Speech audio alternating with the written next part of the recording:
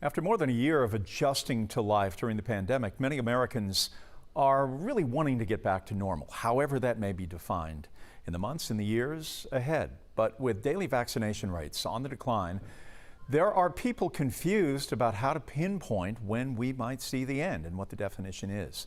A viewer emailed our Verify team asking for specifics.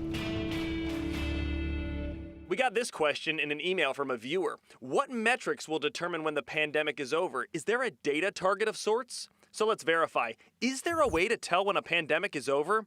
Our sources are Dr. Stephen Kisler with the Harvard T.H. Chan School of Public Health and Dr. Linda Naba, an infectious diseases expert. Both of our experts agree there is a way to measure if a pandemic is ending. Pandemics don't end in a bang, but in a whimper. Dr. Kisler explained there are two ways for a pandemic to end. One way, there's no more COVID. The virus just stops spreading.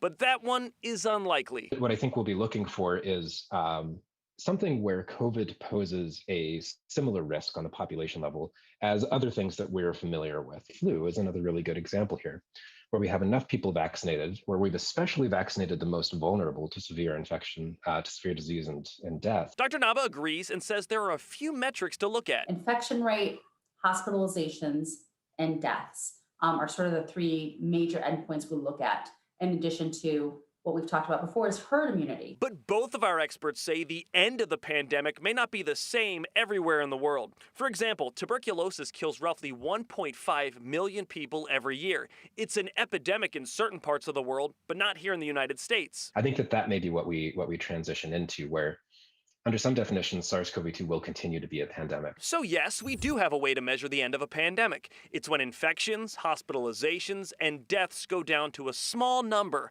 However, the end could depend on where you live in the world.